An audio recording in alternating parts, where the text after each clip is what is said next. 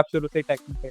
Okay, हाँ, that's क्योंकि good. मेरी जीपीए भी 5.4 थी पहले सेमेस्टर में, तो मेरी फर्स्ट इंटर्नशिप थी फर्स्ट ईयर में। दैट मेरे इज़ टाइम में रियली कोविड गुड। भी आ गया था, तो प्रोजेक्ट्स, इंटर्नशिप्स, डीएसए मैं सब पैरेलल चला रहा था।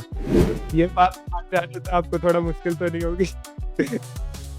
अब पता, it was a very simple test, मतलब लिटरली ऐसे कोई गधे से गधा भी कर देगा मैं। बताऊँ तो आपको डाइवर्सिटी हायरिंग के बारे में क्या तो इसके बारे में हम कोई बात नहीं करेंगे। ठीक है, बढ़िया चीज़ होनी चाहिए। गोल्डमैन के लिए आई गेस एआई जिसको लाइक बोलते हैं prompt engineering. Now let's talk about the most selling name right now, that is AI. Set to software engineers. There was a clip जिसमें वो बोल रहे थे कि आजकल मेरी लाइफ हो गई है चैट जीपीटी का कोड चेक करना। हाँ, मैं कोड लिखना बहुत कम कर दिया मैंने भी। ओके ने मुझे खुशी हुई ये सुन के।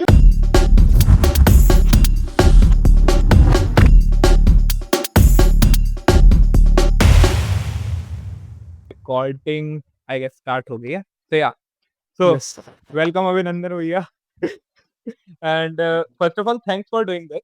Uh, you are one of the first person that I thought of to bring on this podcast because of how much you are open to guiding and mentoring juniors like me. So this podcast really level up this thing because uh, like by the end of this podcast, you will end up guiding many other juniors like me. So shall we start? Yes, sure.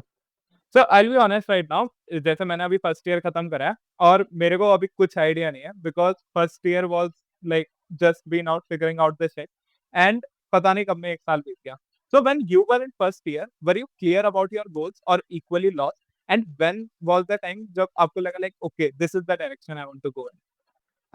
So I started coding when there was a gap between J Advance and the results and your वो Jack वगैरह की जो लगती हैं conference जो भी होता है वो बीटीओ वगैरह की, तो उसमें मैंने काउंसलिंग मतलब वाला। पाइथन काउंसलिंग वाला, उसमें मैंने पाइथन शुरू कर दिया था करना, तो क्योंकि और कोई काम नहीं था जीवन में, तो तब से मेरा कोडिंग में इंटरेस्ट हो गया था। तो इसीलिए फिर मैं मतलब फर्स्ट ईयर से क्लियर था कि हाँ, कोडिंग करनी है, अच्छी लगती है, पसंद है। तो वही है, मतलब हाँ, फर्स्ट ईयर से ही मेरा सॉर्टेड था कोडिंग वाला का कांसेप्ट, तो कि स्टार्ट वहीं से ही करना है एंड उसके बाद फिर धीरे-धीरे समझ में आया कि हाँ, मतलब पाइथन के अलावा सी प्लस प्लस पहले डीएस से करना इम्पोर्टेंट है, ये सब। तो ऐसे ही स्टार्ट हुआ था जर्नी तो। ओके, तो लाइक अगर मैं फर्स्ट ईयर के एंड की बात करूँ जहाँ पे अभी मैं हूँ, तो उस टाइम आपका लाइक आप क्लियर हो चुके थे कि आप किस डायरेक्शन में जाने वाले हो। आपने प्लेसमेंट के बारे में इतना सोचा था कि मेरे को किस इंडस्ट्री में प्लेसमेंट लेनी है? लाइक जो होता है ना कंसल्टिंग, नॉन टेक, टेक ये सब, नहीं, वो नहीं, आपने सोचा था नहीं क्या? और हाँ, basically I was coding for fun, मतलब मैं एक द कोडिंग ट्रेन करके आता था एक चैनल, तो उसमें वो चीज़ें बताता था कुछ-कुछ ऐसे कूल चीज़ें बनवाने के लिए। तो I was just coding for the sake of fun initially. उसके बाद फिर मुझे कोड फोर्सेस के बारे में पता चला through my seniors when I was in second semester starting, तो बेसिकली दिसंबर 2019। तो वहाँ से फिर मैंने अपने एक दोस्त नमन के साथ स्टार्ट कर दिया कॉम्पिटिटिव कोडिंग एंड मुझे तब सी प्लस प्लस एचटीएल भी नहीं पता था कि एचटीएल लाइब्रेरी क्या होती है। मतलब डीएस से तो पता ही नहीं था कि डेटा स्ट्रक्चर्स होते क्या हैं। तो क्योंकि मैंने वही पैटर्न्स वगैरह बनाता था सी प्लस प्लस में, जीयूआई वगैरह करता था थोड़ा बहुत, पाइथन पे जीयूआई करता था क्योंकि मुझे उनमें ज़्यादा इंटरेस्ट था ऐसे ही वो सब बनाने में। तो मुझे वेक्टर्स भी नहीं पता था क्या होते हैं, तो मैंने फिर भी स्टार्ट कर दी एंड फिर वहाँ से मुझे मतलब धीरे-धीरे ऐसे लोग मिले जो कोड फोर्सेस के थ्रू मुझे ऐसे लोगों मतलब लिंक्डइन वगैरह पे मैं रीच आउट करता था लोगों को, तो वहाँ पे ऐसे लोग मिले कि भाई तुम एचटीएल करो, ये क्या बकचोदी कर रहे हो? बिना एचटीएल के कोड फोर्सेस में घुस रहे हो। तो फिर मैंने वहाँ से ऐसे धीरे-धीरे समझा कि अच्छा एचटीएल क्या होता है। मतलब I didn't do any course और एनी स्ट्रक्चर्ड थिंग, मैं जस्ट फ्लो के साथ ही चलता था स्टार्टिंग से, तो कोड फोर्सेस आया, यूट्यूब। यूट्यूब। हाँ, यूट्यूब पे रचित जैन करके था, तो वो बंदे से मैंने एचटीएल वगैरह सीखा था कि उसकी 2 वीडियोज़ हैं एचटीएल पे, तो वहाँ से फिर एक बार एचटीएल आ गया, फिर मैंने फिर भी डीएसए नहीं पढ़ा, फिर भी मैं उसी से ही आगे कर रहा था कि जो क्वेश्चन सॉल्व हो रहे हैं, ए और बी बहुत जल्दी-जल्दी सॉल्व करके अपनी रेटिंग्स बढ़ाने में कॉन्संट्रेट कर रहा था। तो ऐसे फिर मैंने फॉर्मली डीएसए मैंने आई गेस सेकंड ईयर में ही शुरू किया था कि फॉर्मल तरीके से एकदम स्टेप बाय स्टेप पढ़ना डीएसए को। लीड कोड तो मैंने आई गेस जब इंटर्नशिप्स प्रेप कर रहे थे तभी करा था सिर्फ। उससे पहले लीड कोड मैंने देखा भी नहीं था क्या ओके, होता। कूल, यानी बेसिकली आपने फर्स्ट ईयर में एज अ लाइक आसपास लोगों को करते हुए देख के आपने कोडिंग स्टार्ट कर दी, और लाइक आपने जैसा आपने बताया थोड़ा पहले से भी आपने कर दी थी, और फिर लाइक आप कॉम्पिटिटिव कोडिंग में for the sake of it घुस गए थे, हाँ, और फिर कॉम्पिटिटिव कोडिंग में मेरे को फन आता था कि वो है मतलब एक स्पिरिट मिलती थी कि हाँ मतलब तेज लिखना है, जल्दी करना है, और एक रैंक लिस्ट आती है। फिर उसमें मेरे दोस्त बन गए थे, काफ़ी सारे ग्रुप हो गया था, तो वहीं पे मतलब वो for the sake of fun of it मतलब मैंने प्लेसमेंट्स के बारे में सोचना शुरू किया था मतलब जब इंटर्नशिप्स के लिए कंपनी आने वाली थी, मतलब ऐसे 3-4 महीने पहले उससे। तब मैंने डीएसए को फॉर्मली यानी ढंग से करने का सोचा था। हाँ, सेकंड ईयर के एंड में, हाँ, जब वो सेकंड ईयर के एंड में ही आती है ना जून में, तो उससे पहले हाँ, जनवरी फरवरी सेकंड ईयर के, तब मैंने डीएसए सीरियसली लिया था। उससे पहले मैं वेब डेवलपमेंट बहुत करता था, मतलब ऐसे बहुत सारे प्रोजेक्ट्स बनाए थे ओके। वेब डेवलपमेंट में। तो लाइक जैसे आप मैथमेटिक्स एंड कंप्यूटिंग ब्रांच से हो, तो जैसे मैं भी उसी ब्रांच से हूँ, तो मैंने जैसे देखा है कि यहाँ से लोग थोड़े कंफ्यूज हो जाते हैं कि उन्हें नॉन टेक, क्योंकि वो नॉन टेक में भी जा सकते हैं, वो फाइनेंस में भी जा सकते हैं, लाइक ऐसा बोलते तो हैं बिकॉज एक साइड सब्जेक्ट आता है फाइनेंशियल इंजीनियरिंग करके, और टेक में तो जा ही सकते हैं। तो उसमें ना मैंने अपने आसपास भी और मैं खुद ये फील करता हूँ कि हम काफी कंफ्यूज फील करते हैं, but that was not the case for you I guess, क्योंकि आप शुरू से ही टेक में थे। ओके, हाँ, दैट्स क्योंकि गुड। मेरी जीपीए भी 5.4 थी पहले सेमेस्टर में, तो मैं एकदम एकेडमिक्स को लेके ज़्यादा अच्छा था नहीं। उसके बाद कोविड आ गया तो मैं बिल्कुल ही अच्छा नहीं था। तो मुझे नहीं पता कि फाइनेंशियल इंजीनियरिंग कौन सा सेमेस्टर में आया है। वो आगे चले गया है मेरे लिए। पर्सनल, तो आपने कोडिंग से ही अपना लाइक इतना बढ़िया कर लिया था कि आपकी वीजा में फिर कैंपस प्लेसमेंट लग गई थी, तो सीजीपीए की इतनी जरूरत नहीं पड़ी आपको। हाँ, वीज़ा तो वही था, वीज़ा एक अकेली कंपनी थी जिसने सीजीपीए का बार लो रखा था, तो इसीलिए उसमें लगी।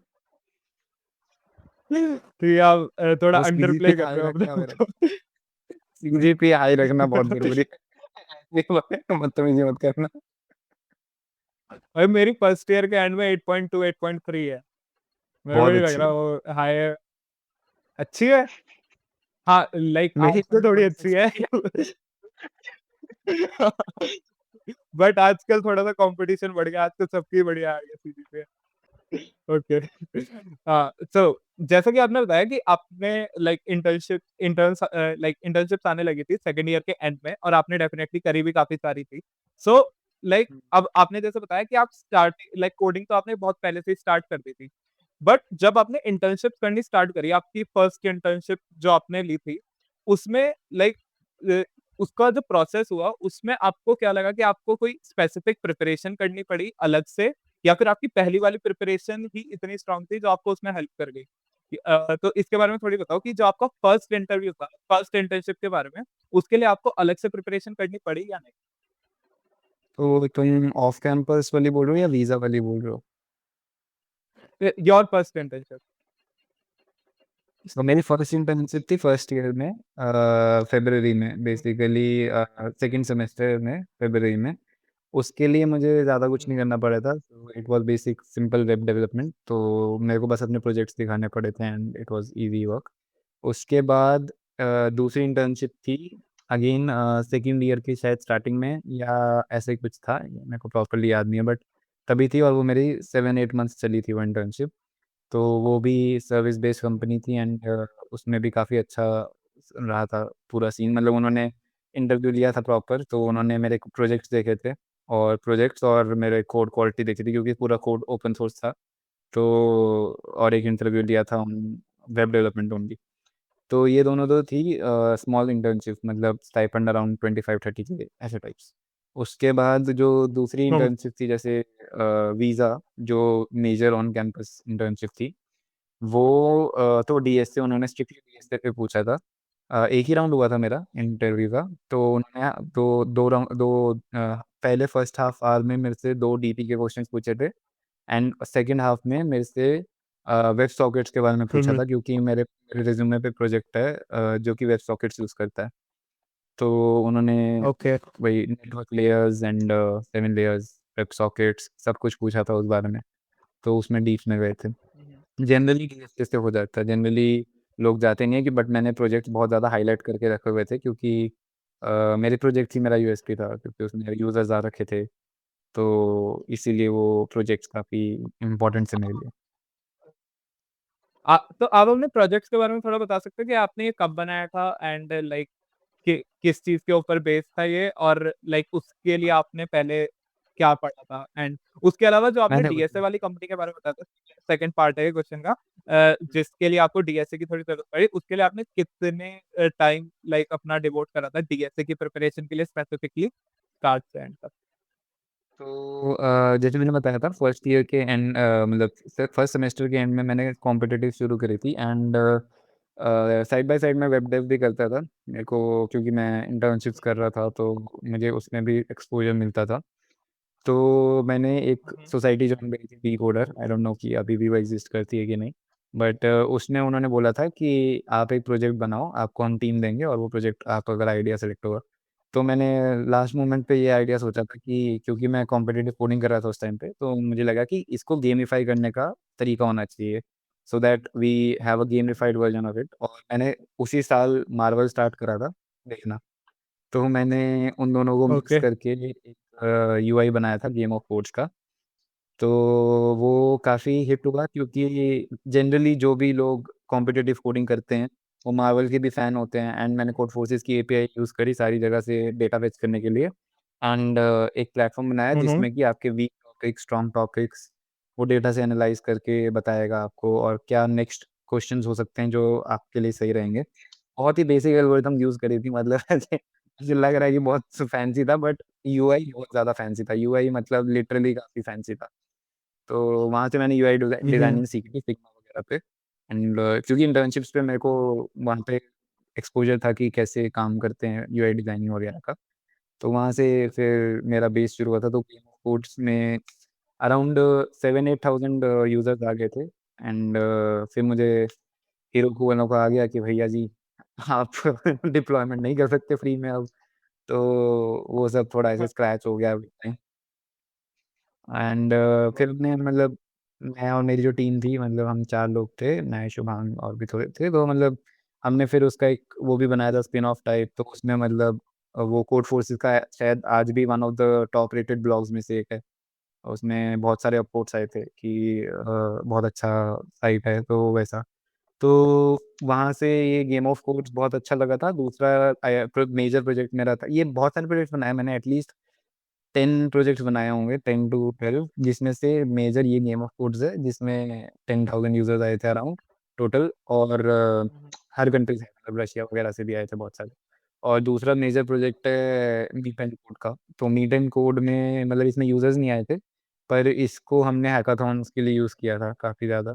तो कोविड चल रहा था, व्हाइट बोर्डिंग की बहुत ज़रूरत पड़ रही थी और जो टीचर्स गरीब थे, जो मैं अज़्यूम कर रहा हूँ होंगे, तो उनको हमें व्हाइट बोर्डिंग कैपेबिलिटीज़ देनी थी विदाउट जस्ट अ माउस। मतलब कि अगर आप एज़ अ कोडर किसी को समझा रहे हो कि आपको एरे बनानी है, तो आपको बक्से बनाने की बहुत ज़्यादा दिक्कत होगी। तो हमने एक व्हाइट बोर्ड बनाया और जिसके अंदर आप हुँ, हुँ। ए दबाओगे, एरे आ जाएगी। फिर आपको साइज़ डिफाइन करना है कि हाँ, 5 की एरे चाहिए, इसमें वो 1 2 3 4 5 करके आ जाएगा। सिर्फ एरे नहीं, ग्रेड, ओह! ट्री ट्री भी बना सकते हो। बेसिकली आप ट्री की ब्रांचेज़ लिख दो, पूरा उसको वो दे दो, जो कॉम्पिटिटिव प्रोग्रामिंग में एक वो फॉर्मेट होता है ना, यूवी, यूवी, यूवी एजेस वाला, तो वो दे दो, वो पूरा ट्री बता देगा, रिकर्शन का कोड बना देगा और साइड में कोड एडिटर रहेगा, वीडियो रिकॉर्डिंग रहेगी। तो इसमें सारा web sockets, RTC, web RTC use हुआ था कि आप वीडियो रिकॉर्ड भी कर सको और स्ट्रीम भी कर सको उसे। रूम बनता था, प्रॉपर सेव होती थी पीडीएफ। तो इनसे मैंने हैकाथॉन्स जीते थे और इनसे मैंने काफ़ी सारी इंटर्नशिप्स में हेल्प पाई थी जो ऑफ कैंपस हैं, क्योंकि ये एज़ अ प्रोडक्ट बिल्डर मुझे शो करते थे। तो मतलब वीज़ा में भी हुँ, मतलब इस वज़ह से मेरा जो इंटरव्यू है वो प्रोजेक्ट साइट चले गया था, क्योंकि मैंने ये सब जो बकवास अभी करी है वो उन्होंने भी बताई थी। मैंने ये सब बनाया है, हाँ, तो इसीलिए उन्होंने बोला। हाँ, वो लेटेंसी थोड़ी-सी आ रही है। वो मैं ये बोल रहा था, डीएसए मैंने I guess seriously uh, 2-3 months पहले शुरू करा था इंटर्नशिप सीज़न से, बेसिकली अप्रैल में। और तब भी मैंने एक कोड ब्लास्ट करके प्रोजेक्ट बना दिया जस्ट बिकॉज़ मुझे कोई एक प्रॉब्लम दिख रही थी, तो मैंने दोबारा से वेब डेव में घुस गया था। तो वो मैंने हटा के फिर जब अपना पूरा सीरियसली मैंने आई गेस मई में ही शुरू किया था, जब इंटर्नशिप्स के लिए कंपनीज़ आ रही थी और मेरा कहीं लग नहीं रहा था कुछ तो मैंने स्टार्ट करा था ढंग से, फिर फॉर्च्यूनेटली वीज़ा में इंटरव्यू आ गया, तो हो गया वो। Okay, definitely this is really impressive. अब पता चलता है कि वो सीजीपीए कैसे वो ओवरशैडो हो गई थी बिकॉज़ ऑफ दीज़ प्रोजेक्ट्स और यानी डेफिनिटली अगर वो 7 टू 8000 आप बता रहे हो 10,000 यूज़र्स आए थे। हाँ, तो लाइक डेफिनिटली वो इम्प्रेसिव तो है। तो या तो आप अगर आपको किसी जूनियर को रिकमेंड करना हो तो आप अभी भी यही बोलोगे कि जो लाइक प्रोजेक्ट्स को ज़्यादा प्रेफ़रेंस देनी चाहिए like over other things like कुछ लोग होते हैं ना डीएसए की प्रिपरेशन में चले जाते हैं। आप खुद कॉम्पिटिटिव कोडिंग में पहले चले गए थे। तो लाइक आप प्रोजेक्ट्स प्रेफ़र करने को ज़्यादा बोलोगे या फिर कोई और चीज़ लाइक एज़ लाइक अगर आपको किसी को गाइडेंस देना I think DSA is a baseline, मतलब आपको बेसिक डीएसए आना चाहिए, like no stacks, queues, list, graphs, DP, ये सब आने चाहिए। मेरे को भी आते थे, मतलब ऐसे मैंने 2-3 महीने जो मैंने बोला वो मैंने मतलब ये सब कर चुका था उस तब तब तक मैं, मतलब स्टैक्स, क्यूज, डीपी, ग्राफ्स मुझे आते थे, मतलब बेसिक्स पता थे। एडवांस डीएसए नहीं पता था और इनकी इन पे एक ब्रशिंग नहीं हो रखी थी। मतलब मेरे पास इतना बेस था कि मैं 1-2 महीने में इसको रिवाइज़ कर पाया। बट डेफ़िनेटली आपको डीएसए तो चाहिए ही होगा, मतलब वो दी मोस्ट इम्पोर्टेंट थिंग है फॉर प्लेसमेंट्स, अगर सिर्फ़ प्लेसमेंट्स के लिए बात करूँ। बट अगर आपको कूल स्टफ बनाना है, आपको मतलब ऐसे ही थोड़ा फ़ेमस होने का शौक है कि हाँ, मतलब मेरा ऐसे होना चाहिए एक प्रोडक्ट बिल्डर की तरह, वो डेफ़िनेटली प्रोडक्ट बिल्डिंग साइड ही आ जाता है, प्रोजेक्ट बिल्डिंग। तो उसमें आप तो है? काफ़ी ज़्यादा प्रोजेक्ट्स बनाओगे, अपनी कॉमन प्रॉब्लम्स के हिसाब से बनाओगे तो आपको ज़्यादा सैटिस्फैक्शन मिलेगी, क्योंकि रिज़ल्ट ओरिएंटेड होते हैं projects. DSA is not that much result oriented, इतने जल्दी रिज़ल्ट शो नहीं होते, लर्निंग कर्व हाई है। बट हाँ, डीएसए डेफ़िनेटली एक बेसलाइन तक आना चाहिए एंड पैरेलली चलाओ तो बेटर है। ऑल्दो चलाना मुश्किल है, बट स्टिल मतलब आप एक बेसलाइन तक डीएसए प्रेप करके फिर जब इंटर्नशिप्स आ रही हो तो 2-3 महीने में अच्छे से ब्रश अप करके एटलीस्ट एक अच्छी अपॉर्च्युनिटी वो लो, like at least a good MNC, तो आप अगेन आप प्रोजेक्ट्स बिल्डिंग में जा सकते हो। ओके। तो यानी आप कह रहे हो कि डीएसए का एक फाउंडेशन नॉलेज सबके पास होनी चाहिए।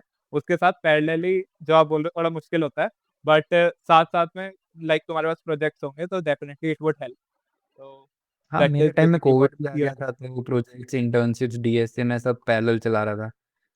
तो वो हाँ, कोविड की हाँ, हाँ। थी हमारे पास, लेकिन आपके पास नहीं है आप मैं मेरा नेक्स्ट क्वेश्चन यही होने वाला था कि आपने इतना सब कुछ करा, ये आप अपने कॉलेज के साथ मैनेज कैसे कर पाए? कॉल आई नहीं। बट हाँ, लाइक वो हाँ, लाइक सेल्फ एक्सप्लेनेटरी है कि कोविड आ इनफैक्ट गया था, और लेकिन हाँ, कोविड भी कितने साल का आता है?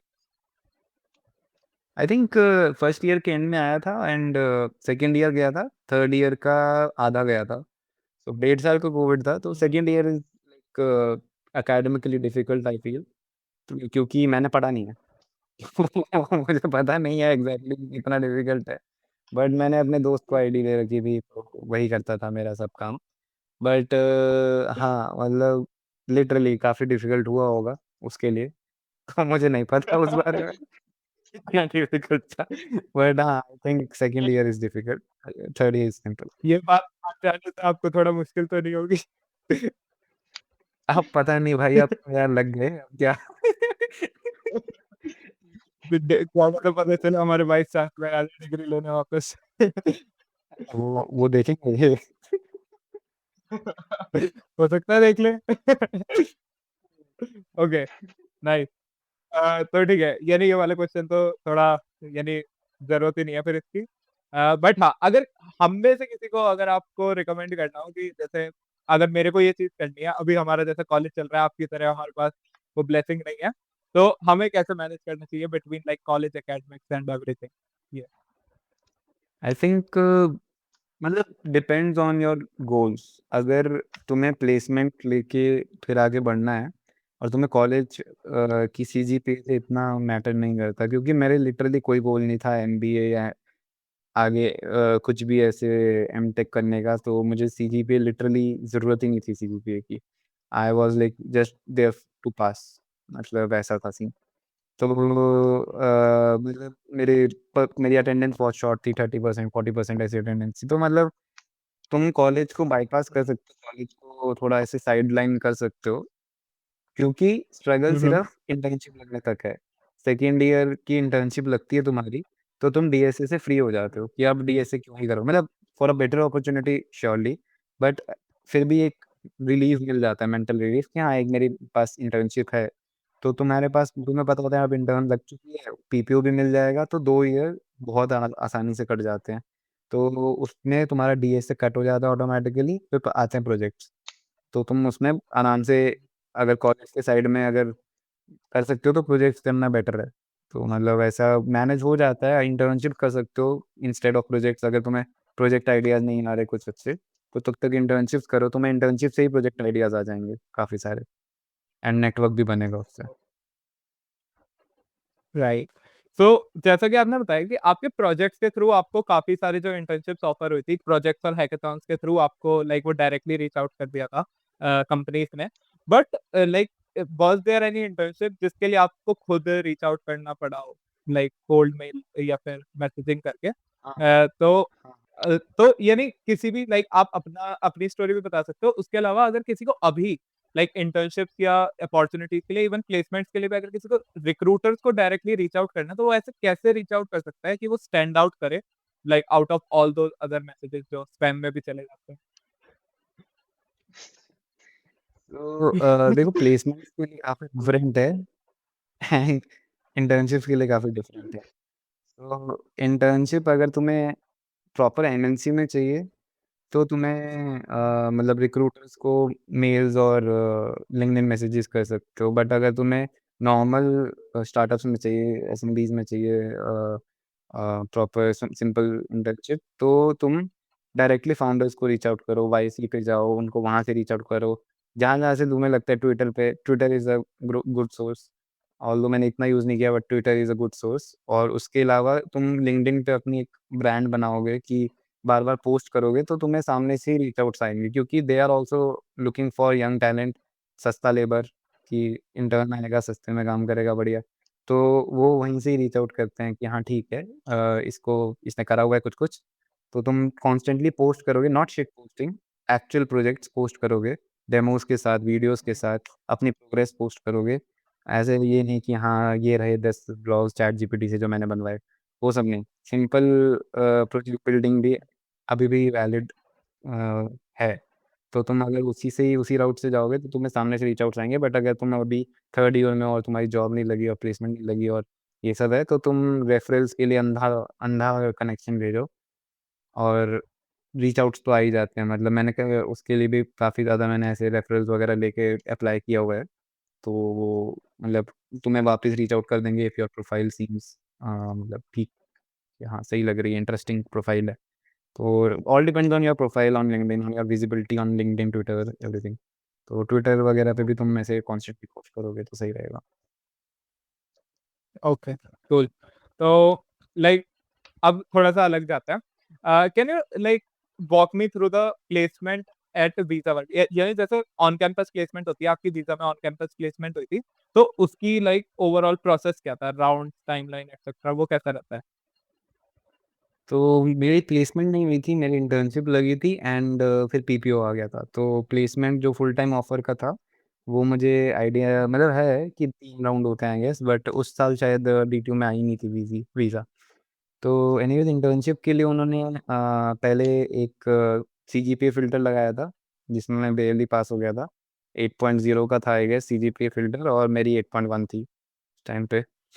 तो मैं पास हो गया उधर, और दूसरा उन्होंने एक टेस्ट लिया था, and it was a very simple test, मतलब लिटरली ऐसे कोई गधे से गधा भी कर देगा मतलब ऐसा बहुत ही सिंपल डीएसए टेस्ट था, ठीक है? तो मतलब ब्रांच उसका ऐसा ब्रांच का कुछ नहीं था, ब्रांच का ऐसा आई डोंट थिंक कि ब्रांच का इतना मैटर हुआ, क्योंकि हुँ, काफ़ी ऐसे ईज़ी वाले भी सेलेक्ट हुए थे। तो उनका बहुत ही सिंपल था कि फास्टेस्ट फिंगर फर्स्ट, मतलब ना, मेरा मेरा जो टेस्ट था वो शायद 8 मिनट में हो गया था, 1 घंटे का टेस्ट था, और सबका लगभग 30 मिनट्स के अंदर सबका ही हो गया था। तो वो 8 मिनट वही उन्होंने फर्स्ट से फिंगर फर्स्ट कर दिया कि हाँ भाई, मतलब शायद लगा दी होगी 10 मिनट तक की। तो उन्होंने 10 मिनट में जिसका हो गया था उन सबके इंटरव्यू शेड्यूल कर दिए। एंड इंटरव्यू का जो डिफ़िकल्टी लेवल था बहुत ही ज़्यादा वेरी कर रहा था। जैसे मेरा difficulty level I would say कि मीडियम बोलूँगा मैं, क्योंकि 2 डीपी के क्वेश्चन फिर सॉकेट्स की लेयर्स वगैरह पूछ रहा है, जो कि मतलब मैंने सिर्फ़ एक लाइब्रेरी यूज़ करी थी, वो तो शुक्र है पढ़ रखी थी, बट अगेन इतना कोई पढ़ता नहीं है। उसके बाद जो बाकी मेरे जो दोस्त थी एक, उससे पूछा कि वेक्टर क्या होता है? तो ऐसी डिस्क्रिपेंसी बहुत दिख रही थी मतलब इंटरव्यूज़ के भी उसमें। एक दोस्त से ट्राइब का क्वेश्चन पूछ लिया, ट्राइब बेसिकली ट्राइब का ही पूरा वैसे सर्चिंग वगैरह का पूछ लिया, तो मतलब ऐसे बहुत डिस्क्रिपेंसी थी। तो मैं स्टिल बोलूँगा मीडियम लेवल इंटरव्यू था 1 घंटे का। एंड ऐसे चला और उसके बाद फिर आई गेस 1 दिन के बाद 1 दिन या उसी रात ही रिज़ल्ट आ गया कि हाँ, इन सब की इंटर्नशिप लग गई है। टीपीओ के लिए हमें प्रेज़ेंटेशन देनी पड़ी थी of all the projects we did in the internship. तो वो हमें उसके लिए 1 हफ़्ता दिया था इन्होंने, एंड फिर हमें लीडर्स को प्रेज़ेंट करना होता है। फिर वो प्रेज़ेंटेशन में तुम्हारे सॉफ्ट स्किल्स, तुम्हारे प्रॉड में गया है या नहीं कोड, और तुम्हारा कितना तुमने इम्पैक्ट दिया है, प्रॉपर प्रेज़ेंटेशन बनती है उसकी। एंड ईज़ी था, मतलब वो भी ऐसे आई थिंक 90% लोगों का हो गया था। 14 सेलेक्टेड थे, उसमें से आई गेस 11, हाँ, 14 सेलेक्टेड थे, 11 को पीपीओ मिल गया था, बाकी 3 को नहीं मिला था। तो लाइक आपने जैसे बीच में बोला कि आपकी एक दोस्त से उन्होंने पूछा था लाइक वेक्टर्स क्या होता है। तो इससे लाइक मेरे को थोड़ा-सा ऑफ द टॉपिक अगर मैं जाऊँ तो आपको डाइवर्सिटी हायरिंग के बारे में क्या लगता है? लाइक ये वर्ड आजकल मार्केट में बहुत सुनने मिल रहा है अबाउट डाइवर्सिटी हायरिंग। तो उसके बारे में आपका क्या उसको इसके बारे में हम कोई बात नहीं करेंगे ठीक है? बहुत बढ़िया चीज़ है, होनी चाहिए। कंपनी में जाके तो बढ़िया चीज़ है बिकॉज़ आप डीटीयू से गए हो मेरे को पता है कि आप क्या चीज़ देख रहे हो। तो तो देखो ये हाँ, बट कोटा लाइक जैसा हो गया ना, मतलब कि लाइक तुमने कोटा भी फेस किया ही है। So and diversity hiring like I think lower levels पे ही होती है। धीरे-धीरे स्किल बेस्ड ही हो जाता है ज़्यादातर, और डाइवर्सिटी हायरिंग में भी मैंने इतना ज़्यादा नहीं देखा कि ऐसे कि बिल्कुल ही ऐसे खतरनाक डाइवर्सिटी हायरिंग हो, मतलब धीरे कम होती है बट ऐसे इतना ज़्यादा स्किल बेस्ड रहता है फिर भी, मतलब बहाना भी लोग मारते हैं डाइवर्सिटी हायरिंग का, बट ऐसा इतना ज़्यादा नहीं होता कि ऐसे डाइवर्सिटी हायरिंग ही तुम्हारा रीज़न है ना करने का। ओके। इससे ज़्यादा तो मैं नहीं लाइक बोलूँगा। ब आप तो आपकी कंपनी में जेंडर रेशो तो सही रहता ही होगा बट एनीवेज़ एनीवेज़ तो गवर्नमेंट लाइक की बहुत अच्छा हाँ। है। इसी वज़ह से हमने चेंज करा था। ओके। सो बेसिकली अब गोल्डमैन सैक्स पे आ ही गए हम। तो लाइक अगर किसी को जो अभी आप कर रहे हो that is you are analyst at Goldman सैक्स राइट? तो अगर किसी को डायरेक्टली कॉलेज के बाद ये रोल चाहिए, तो उसको किस चीज़ के ऊप कौन-सी स्किल्स के ऊपर फोकस करना चाहिए? लाइक उसे कोडिंग करनी चाहिए तो कितनी करनी चाहिए? उसके अलावा कौन-सी स्किल्स देखनी चाहिए? तो गोल्डमैन के लिए I guess DSA's mandatory obviously, and DSA के अलावा रीच आउट्स तुम्हारे अच्छे होने चाहिए। मतलब अगर तुम्हारे मतलब गोल्डमैन अगर नहीं आती है एज़ ऑन कैंपस में, तो तुम्हारा ये मतलब ऑफ कैंपस बहुत हायर करती है गोल्डमैन एनालिस्ट को, जो फ्रेश आउट ऑफ कॉलेजेस हैं। हुँ, हुँ। तो उसका एक हैकाथॉन भी होता है, जीएस इंडिया हैकाथॉन, तो मतलब उधर ट्राई करो कि हैकाथॉन में अच्छा करो परफ़ॉर्म, एंड डीएस से फिर भी चाहिए होगी, बट रेफरल्स के लिए बहुत रीच आउट्स करो, मतलब अंधा रीच आउट करते रहो लिंक्डइन पे, एंड लिंक्डइन पे कोई ना कोई रेफर कर ही देता है, क्योंकि हमें भी बेनिफिट ही होता है रेफर करने से। तो मैं तो खुद रेफर कर देता हूँ ऐसे कि हाँ, जो जिसका भी आता है मोस्टली रेफर कर देता हूँ मैं, जो भी मेरे को प्रोफाइल्स अच्छी लगती हैं, स्टैंड आउट जो करती हैं। तो हाँ, मतलब यही सीन है, मतलब ऐसे-ऐसे स्पेशल कुछ नहीं है, गोल्डमैन एंड वीज़ा दोनों ही मेरे हिसाब से ट्रैक तो सेम ही है। दोनों के लिए DSA is must, and you should have some simple projects also, तो उसी से ही हो लाइक जाएगा तुम्हारा, डीएसए एनालिस्ट से हो के जाएगा। लिए डेटा रिलेटेड प्रोजेक्ट्स की ज़रूरत होती है? लाइक जैसे नहीं, डेटा एनालिस्ट नहीं है, बेसिकली गोल्डमैन में सॉफ्टवेयर इंजीनियर को भी एनालिस्ट ही बोलते हैं। ओह, आई आई नाउ सी कि how it is confusing for you, but ऐसे सॉफ्टवेयर इंजीनियर को भी एनालिस्ट ही बोलते हैं इधर। तो वैसा, और यहाँ पे बहुत फ्लैट हायरार्की है, एनालिस्ट, एसोसिएट और फिर वाइस प्रेज़िडेंट। 3 ही लेवल्स है फिर, उसके बाद सीधा से एक्सेल। हाँ, तो ऐसा सीन है यहाँ मैं पे। मैं यही सोच रहा था दैट कि भाई सॉफ्टवेयर इंजीनियर से सीधा एनालिस्ट कैसे हो गए? नहीं, नहीं, लाइक मैं काफ़ी कंपनी एनालिस्ट को नहीं हूँ। डेटा एनालिस्ट होता है। नहीं, नहीं, मुझे ओके। एनालिस्ट का काम इतना मतलब पसंद नहीं है। हाँ, ओके। सो नाउ थोड़ा अब अलग क्वेश्चन, थोड़ा ब्रॉडर टॉपिक पे आ जाते हैं। So now let's talk about the most selling name right now, that is AI. और ये आज के टाइम पे हम जैसे स्टूडेंट्स के लिए एक टैबू भी बने जा रहा है। सो बेसिकली मैं ये पूछना चाहूंगा, what do you think about AI, how do you use it, and how will it affect the tech industry and job market in future according to you? Okay, मैंने अभी जस्ट वीडियो देखी थी एक, so it was a good analogy between AI and operating system. So operating system जैसे एक breakthrough था, and we as developers हमें operating system के इंटरनल्स पता है, बट मतलब जब आया था तो there were some close source companies like Windows and Mac OS and some open source like Linux. उसी के हिसाब से एनालॉजी में OpenAI and Google and Claude being the close source companies and Llama being the open source alternative. So right. मतलब AI को as a utility बहुत सही चीज़ है, and it's not I don't think it's a threat to software engineers. It's in fact कि तुम्हारे पास अब जैसे हम ओएस में जब स्टार्टिंग में थे तो हमारे ओएस के बहुत सारे जीयूआईज बने, सो दैट जो ओएस के ऊपर बिल्ट। सो अभी भी तुम देख रहे हो कर्सर बना है जो कि एआई के ऊपर बिल्ट एक जीयूआई है। सो इसको एजेंटिक बनाने का जो चीज़ें चल रही हैं वो बहुत अच्छी हैं।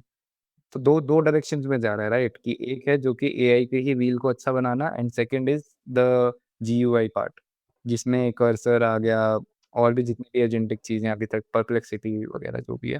परप्लेक्सिटी एक्चुअली फर्स्ट वाली कैटेगरी में आएगा, बट समझ रहे हो ना? तो ऐसे एआई और ब्रॉडर फील्ड्स खोल रहा है तुम्हारे लिए। अभी तुम फ्रेश आउट ऑफ कॉलेज हो, तुम्हें अगर एआई एजेंटिक बनाने का जो सॉल्यूशंस है जैसे एमसीपी सर्वर्स, जैसे क्लाइंट्स, और जो भी एआई एजेंट ऑर्केस्ट्रेशन है, लैंगचेन, पूरा ये राग पाइपलाइंस बनाना, इन सब पे पूरा रिसर्च जो हो रही है अभी, और काफ़ी अच्छे से प्रोडक्ट्स भी बन रहे हैं इस पे जो बिक भी रहे हैं। तो that is actually an opportunity कि तुम सारी टेक्निक्स को लर्न करो, क्योंकि that these are not very hardcore techniques, these are simple fundamentals जो कि तुम जी, बहुत सारे रिसर्च पेपर्स आ चुके हैं इस पे, तो तुम अच्छे से इसको रिसर्च पेपर्स से भी पढ़ सकते हो। उसके अलावा थ्रेट तो बिल्कुल भी नहीं है, मतलब, और job market I don't think कि इतना इफ़ेक्ट होगा, क्योंकि लेगेसी सिस्टम्स मूव करते हैं। जैसे जो सिस्टम है वो मूव करते हैं थ्रू आउट, कि पहले सॉफ्टवेयर 1.0 था, फिर 2.0 में मूव करे धीरे-धीरे। जहाँ जीयूआई आया तो वो मूव करा। फिर अब ये एआई आया तो वो भी मूव करेंगे, और मूव करने के लिए डेवलपर्स नहीं करेंगे तो कौन करेगा? तो उसके लिए जॉब मार्केट हमेशा ओपन ही रहेगा, लेगेसी सिस्टम्स ऐसे इतनी जल्दी खत्म नहीं होने वाले हैं। तो और जब तक प्रोडक्ट मैनेजर्स हैं वो अपनी एआई को रिक्वायरमेंट ढंग से कभी नहीं बता पाएँगे, तो तब तक हमारी जॉब सेफ है। तो उस हिसाब से भी, एंड एजेंटिक ऑर्केस्ट्रेशन बहुत तगड़ी फील्ड, इमर्जिंग फील्ड है, एंड उसके अलावा भी जो जितनी भी एआई में काम हो रहे हैं वो सब काफ़ी इंटरेस्टिंग है। इनफैक्ट मैं भी कर भी रहा हूँ उस पे काम काफ़ी। तो वो चीज़ इनफैक्ट इंटरेस्टिंग है, तो उसको एज़ अ अपॉर्च्युनिटी यूज़ करना चाहिए अभी के लिए तो। तो लाइक अभी जैसे आप अभी खुद एज अ एनालिस्ट पे काम कर रहे हो गोल्डमैन सैक्स में, तो आप डे टू डे लाइफ में एआई को कैसे यूज करते हो? जो मेरा काम होता है एनालिस्ट का, मैं अंदर इंटरफेसेस में तो नहीं जा सकता, बट कोड कंप्लीशंस में, क्योंकि ज़्यादातर चीज़ें इंटरनल्स हैं, जैसे गोल्डमैन की इनर सोर्स्ड है। इट्स नॉट ओपन सोर्स्ड, और it's not feeded to the AI system right now. So जो इंटरनल लाइब्रेरीज़ होती हैं उन सबको यूज़ करने के तरीके देखना, मतलब वो सब थोड़ा ट्रिकी पार्ट आ जाता है एआई का उसमें। बट इन जनरल मैं नॉर्मल जनरल क्वेरीज़ के लिए यूज़ करता हूँ एआई अभी। वो अभी इतना अच्छा नहीं बना कि हमारे इंटरनल डॉक्स को ढंग से पढ़ के बता दे, तो दैट इज़ वन थिंग। उसके अलावा मैं पर्सनल प्रोजेक्ट्स पे काफ़ी यूज़ करता हूँ। कर्सर मैंने काफ़ी यूज़ करा है पर्सनल प्रोजेक्ट्स पे, and day to day life में भी मैं बहुत यूज़ करता हूँ एआई के चीज़ों को। एमसीपी सर्वर्स मैं खुद क्रिएट कर रहा हूँ, तो उसमें भी काफ़ी इम्पोर्ट वो हो जाता है इसका गाइडेंस। ओके, तो बेसिकली मैंने ये क्वेश्चन इसलिए पूछा था कि एक बहुत ही पॉपुलर सॉफ्टवेयर इंजीनियर ही है। So like there was a clip जिसमें वो बोल रहे थे कि आजकल मेरी लाइफ हो गई है चैट जीपीटी का कोड चेक करना। क्या कहते हैं, मेरे को हाँ। कोड लिखने के लिए बोलते हैं, जीपीटी से लिखवा लेता हूँ और मैं बस उसे चेक करता हूँ कि is there any problem in it और नॉट। तो क्या कहते हैं, ये चीज़ एक्चुअली ट्रू है या नहीं है? लाइक ये जैसे थोड़ा-सा मेरे को एक्सट्रीम स्टेटमेंट लगी, तो ये चीज़ कहाँ तक ट्रू है? आई थिंक इतनी भी एक्सट्रीम नहीं हुई है अभी बट हाँ, मैं कोड लिखना बहुत कम कर दिया मैंने भी।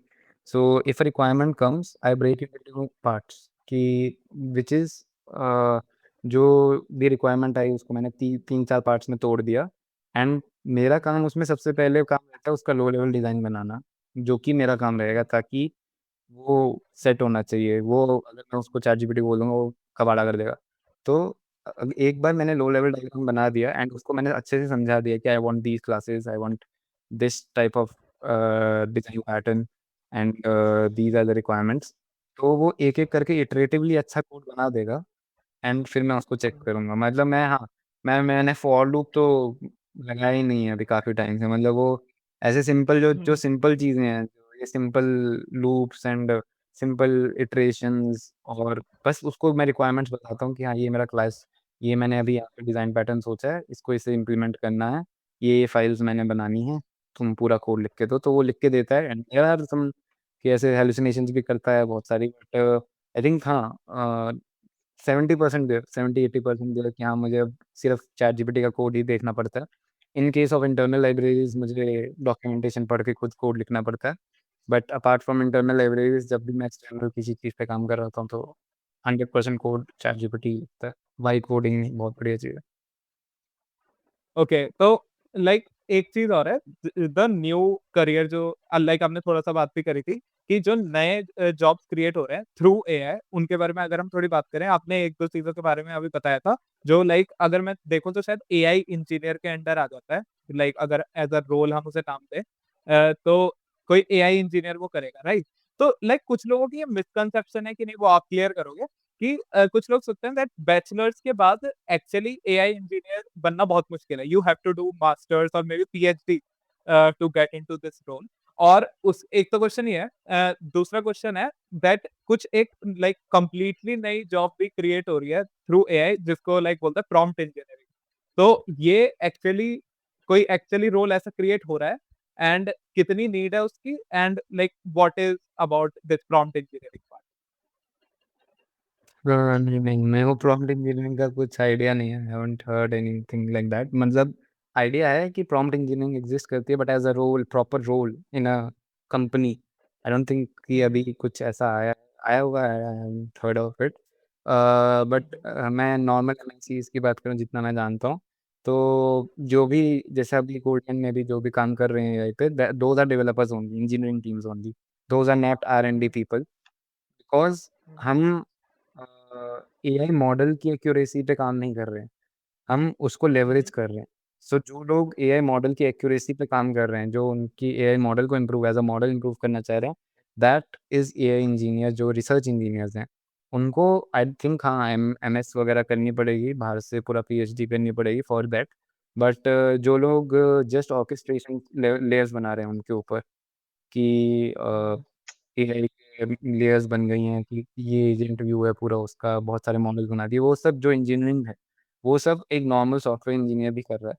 एंड आई डोंट थिंक कि गोल्डमैन में कोई ऐसी पोस्ट है एज़ एन एआई इंजीनियर।